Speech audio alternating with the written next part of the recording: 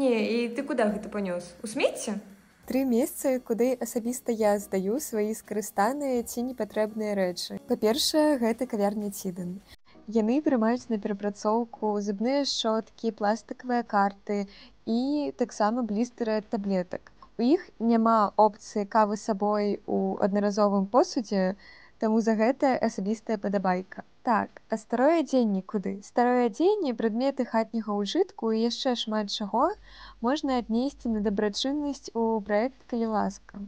Валанцёры ўсё старанна перабяруць, і поўны пералік таго, што можна прыносіць да іх, глядзіце ў іх інстаграме. Калі вы таксама любіце гарбаты, як і я, і закупляецеся ў чайнай пошце, то прыносьце на перапрацоўку пакуначкі, у якіх вы менавіта куплялі гарбату ў апошнія разы. Такім чынам вы добрую справу зробіце і зніжку атрымаеце. Распавядзіце, якія эка-месцы ў Беларусі ведаеце вы.